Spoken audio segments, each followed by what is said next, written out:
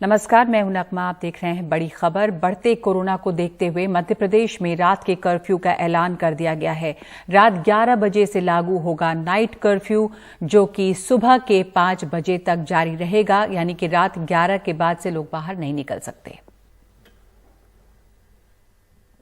में कदापि उचित नहीं ठहराया जा सकता, इसलिए आज ही एक फैसला और कर रहे हैं कि रात्रिकालीन कर्फ्यू रात 11 बजे से लेके सुबह 5 बजे तक लगा रहेगा। अगर आवश्यकता पड़ी तो कुछ और उपाय हम जरूर करेंगे। और हां, अगर कोविड का कोई पॉजिटिव केस आता है तो घर में अगर पर्याप्त स्थान है तो घर में उसको आइसोलेट करके इलाज करेंगे, और नहीं तो हर हालत में उनको हमको अस्पताल में ही भर्ती कराना चाहिए, ताकि परिजन वायरस के संक्रमण से बच सकें।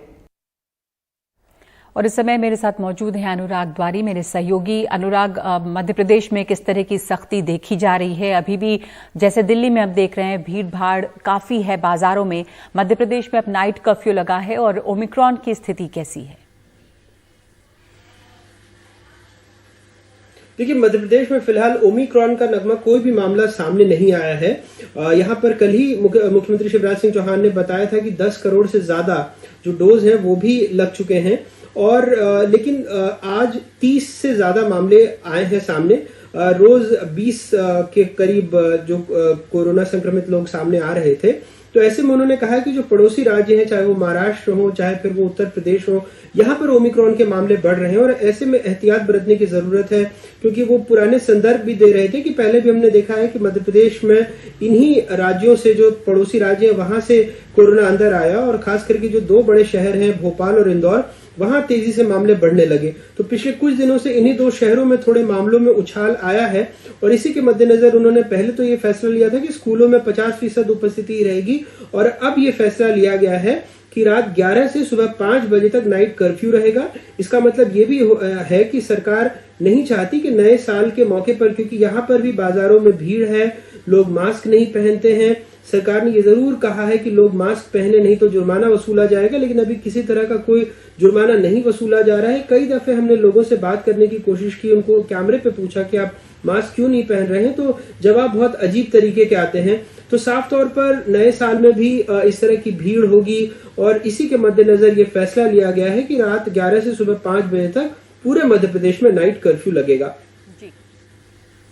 तो मध्य प्रदेश में नाइट कर्फ्यू की तैयारी है, सख्ती की जा रही है, ताकि और अभी तक जो मामले नहीं आए हैं स्थिति वैसी ही बनी रहे। धन्यवाद आपका अनुराग।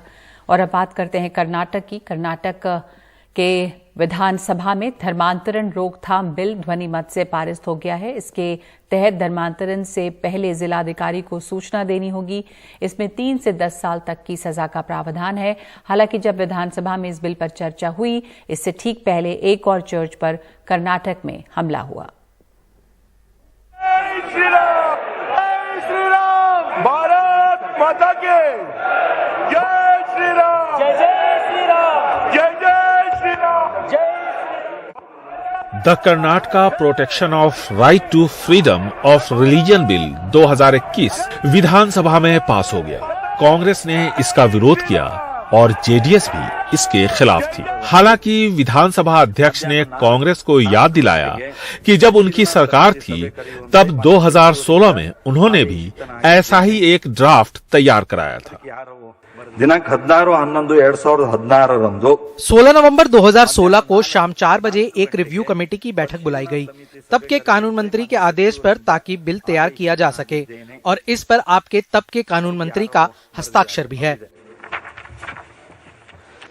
हालांकि अभी कानून बनने से पहले विधान परिषद में इसे पारित होना है, जहां बीजेपी को बहुमत नहीं है। इस बिल के प्रावधानों के मुताबिक धर्म परिवर्तन से 2 महीने पहले जिला अधिकारी को जानकारी देनी होगी। जो धर्मगुरु धर्म परिवर्तन कराएंगे, उन्हें भी 1 महीने पहले जिला अधिकारी को बताना होगा। जबरन या प्रलोभन देकर धर्म परिवर्तन करने पर 3 से 10 साल की सजा और 25,000 रुपए से लेकर 1 लाख रुपए तक के जुर्माने का प्रावधान है। इस बिल में धर्म परिवर्तन कर शादी या किसी भी तरह के प्रलोभन के जरिए धर्म परिवर्तन पर रोक है। इस बिल का विरोध हर तरफ हो रहा है। चर्च के साथ साथ दूसरे संगठन भी इसके खिलाफ है। गुरुवार को एक और चर्च हमले का शिकार हुआ।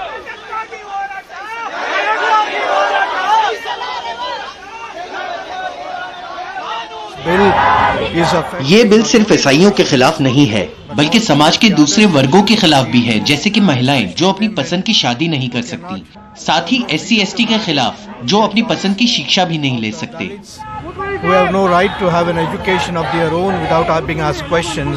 विधान परिषद में इस बिल को पास करवाने के लिए बीजेपी के पास जरूरी नंबर नहीं है, 2 वोट कम है।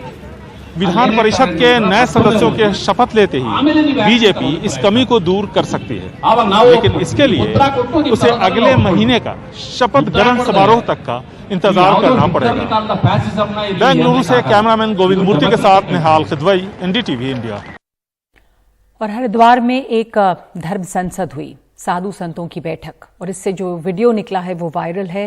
इस पर लोगों में गहरा आक्रोश है। बैठक में एक के बाद एक वक्ता डरावने हिंसक भाषण दे रहे हैं, हिंदुओं को हथियार उठाने और अल्पसंख्यकों का नरसंहार करने की बात कर रहे हैं, लेकिन पुलिस ने इतने दिनों के बाद भी इस पर अब तक कोई कार्रवाई नहीं की है।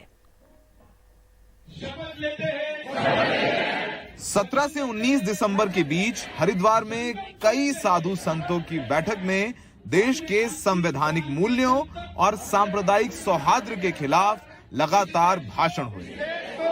हिंदू राष्ट्र बनाने के लिए अल्पसंख्यकों के विरुद्ध हथियार उठाने की बात कही गई।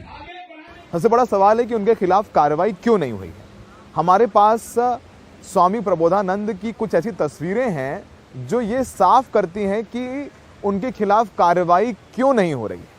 प्रबोधानंद की एक तस्वीर है जिसमें वो पुष्कर धामी, जो कि इस वक्त उत्तराखंड के मुख्यमंत्री हैं, उनके साथ है। उस तस्वीर में पुष्कर धामी प्रबोधानंद के पैर छूते हुए नजर आ रहे हैं। यानी उत्तराखंड के मुख्यमंत्री जो हेट स्पीच देने वाला है, भड़काऊ भाषण देने वाला है, देश में सौहार्द खराब करने वाला है, उसके पैर छूते हुए नजर आ रहे हैं। तो क्या यही वजह है कि पुलिस उन पर कोई कार्रवाई नहीं कर रही है? नहीं, अब तो मुकदमा दर्ज किया गया है। इसकी एक बानगी स्वामी प्रबोधानंद गिरी के भाषण का ये हिस्सा है। अब ये बात इतने अंतर है, या तो खुद मरने को तैयार रहो या मारने को तैयार रहो, दूसरा कोई विकल्प नहीं है। ये बिल्कुल विकल्प नहीं है। इसीलिए आपको म्यांमार की तरह यहाँ की पुलिस को, यहाँ के नेताओं को, यहाँ की फौज को, यहाँ के हर हिंदू को अस्त्र उठा करके इस सफाई अभियान को करना पड़ेगा। इसके अलावा कोई दूसरा विकल्प नहीं है। नफरत से भरे इन भाषणों की निंदा कई लोगों ने की। इनमें से कई पूर्व रक्षा प्रमुख शामिल हैं। यहां तक कि एक दौर में टेनिस स्टार मार्टिना नवरातिलोवा ने भी ट्विटर पर इसको लेकर चिंता जताई है। लेकिन 4 दिन बाद भी इस मामले में पुलिस ने कोई कार्रवाई नहीं की है। डराने वाली बात यह है कि इन भाषणों पर इन लोगों को पछतावा तक नहीं है। उल्टे अब वो संविधान के मूल्यों पर ही सवाल खड़े कर रहे हैं। जरा ये तस्वीरें देखिए। ये तस्वीरें हैं दासना देवी मंदिर की, जहां पर यति नरसिम्हानंद रहता है, जिसने ये धर्म संसद ऑर्गेनाइज कराई थी। इसके खिलाफ कार्रवाई करने की बजाय इसको उत्तर प्रदेश पुलिस की सुरक्षा मिली हुई है। ये आदमी पहले प्रधानमंत्री मोदी से लेकर के केंद्र की मंत्री स्मृति ईरानी के खिलाफ भी भद्दी टिप्पणी कर चुका है। देखिए, पुलिस इस पे नजर बनाए हुए है और इस पे लगातार हम लोग इनके बहुत ही ढंग से इस पे नजर बनाए हुए हैं और जो भी आवश्यक कार्रवाई होगी उसको करेंगे। आपको पता है सर, इस देश में कानून का राज है और आप ये सब भाषण बयान देते हैं, उससे यहाँ पर शांति व्यवस्था भंग हो सकती है। ये संविधान के खिलाफ है। आपको लगता है कि कितना ये आपका जो बयान है वो गैर जिम्मेदाराना बयान है? आपके कहने से नहीं होगा। संविधान ही हमको देता है आत्मसुरक्षा की अधिकार। संविधान तो सेकुलर भी कहता है। संविधान सेकुलर नहीं कहता। ये आपकी मीडिया की उत्पत्ति है।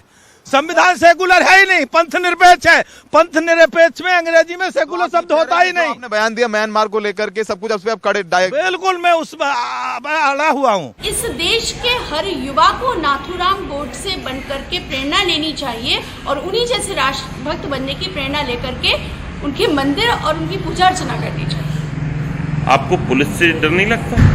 हम भगवाधारी हैं, हम केवल गलत काम से और अधर्म से डरते हैं और अपने ईश्वर से डरते हैं, वो भी तभी जब हम कुछ गलत या अधर्म कर रहे हो। बाकी हम किसी से नहीं डरते और ना हमें डरने की आवश्यकता है। सिर्फ कल्पना करें कि ये सारी बातें किन्हीं दूसरे धर्म वालों ने की होती तो क्या होता। अब संविधान और कानून व्यवस्था की बात करने वालों पर निगाह है कि वो अब कोई कार्रवाई इन पर करते हैं या नहीं, या इन लोगों को अपनी चुप्पी से शह देते रहेंगे। उत्तर प्रदेश और उत्तराखंड में विधानसभा चुनाव आने वाले हैं और ये भड़काऊ भाषण देने वाले लोग खुले घूम रहे हैं। इनके भाषण सोशल मीडिया पे वायरल हैं। ये संविधान को चुनौती दे रहे हैं, कानून को चुनौती दे रहे हैं। सबसे बड़ा सवाल है कि अब तक इन पर कार्रवाई क्यों नहीं है। इनके बयान समाज में माहौल खराब कर सकते हैं और वो भी चुनाव से पहले। क्या इस वजह से इन पर कोई कार्रवाई नहीं हो रही क्योंकि इनके कुछ करीबी रिश्ते हैं? क्या इनके जो रिश्ते हैं, यहाँ तक एक तस्वीर में पुष्कर धामी पैर छूते हुए दिख रहे हैं, एक हेट जो स्पीच दी है प्रबोधानंद ने उनके साथ, तो क्या इस वजह से इन पर कोई कार्रवाई नहीं हो रही क्योंकि इनके घनिष्ठ राजनीतिक संबंध है उन लोगों से जो सत्ता चला रहे हैं? ये सबसे बड़ा सवाल है। हरिद्वार में सहयोगी अशोक महाले, अदनान और राहुल के साथ सौरभ शुक्ला, एनडीटीवी इंडिया।